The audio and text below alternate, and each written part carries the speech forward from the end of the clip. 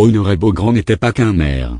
Il était un homme de conviction, un journaliste de feu, un écrivain engagé, un explorateur des idées.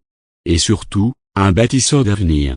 Il a marqué Montréal avec une rare audace, porté par un sens du progrès et de la justice qui, encore aujourd'hui, force le respect. Son histoire est celle d'un Québécois plus grand que nature, qui a traversé les frontières, défié l'opinion, et laissé une empreinte indélébile dans la mémoire collective. Dans cette vidéo, rendons hommage à cet homme au destin exceptionnel, bien plus qu'un nom de station de métro. De Lanoraie au Mexique, naissance d'un esprit libre. Honoré Beaugrand voit le jour le 24 mars 1848 à Saint-Joseph-de-Lanoraie, au Québec. Dès son plus jeune âge, il se distingue par une soif de savoir et un tempérament indépendant. Il commence ses études chez les clercs de Saint-Viateur, mais refuse la voie toute tracée de la religion. Il choisit la liberté. Et quelle liberté! À 17 ans à peine, il s'engage dans l'armée française pour aller défendre l'empereur Maximilien du Mexique. Cette aventure romanesque forge en lui un esprit résolument international, mêlant idéal, courage et sens du devoir. Le feu sacré du journalisme. Après un passage en France, il s'installe aux États-Unis, à Fall River, dans le Massachusetts.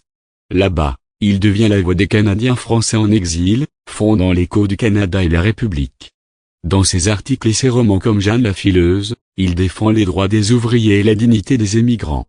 Puis, en 1878, retour à Montréal.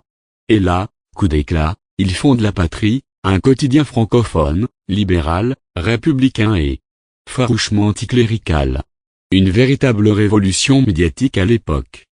Beaugrand y combat les abus, les dogmes, et donne au peuple une voix franche, directe, puissante. Le maire du Progrès en 1885, Montréal est à un tournant, crise sanitaire, tension sociale, infrastructure vieillissante. La ville a besoin d'un homme fort, d'un visionnaire. Elle choisit Honoré Beaugrand, qui devient maire à seulement 36 ans.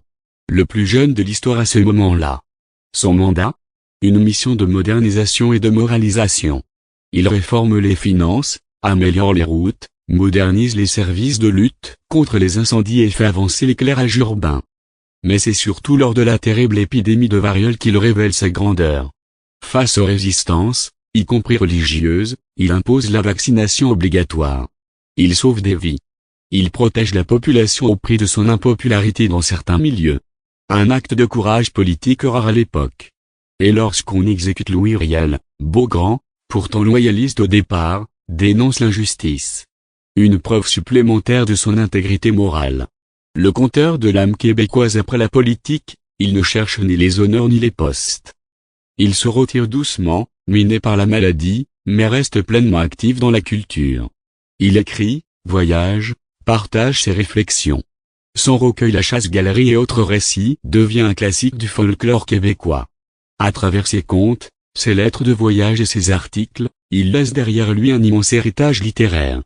Honoré Beaugrand était un homme de plume autant qu'un homme d'action, un bâtisseur autant qu'un penseur.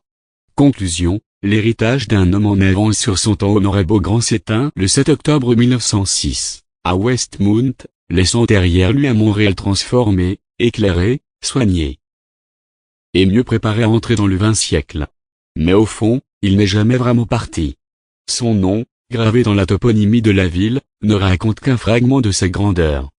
Car Beaugrand, c'est un symbole de courage civique, de liberté de pensée, et de modernité éclairée. Dans un monde souvent dominé par le compromis, il a su rester droit. Dans un temps gouverné par le silence, il a choisi la parole. Et dans une époque d'obéissance, il a osé la résistance. Honoré Beaugrand, c'est Montréal dans ce qu'elle a de plus audacieux, de plus libre, de plus humain.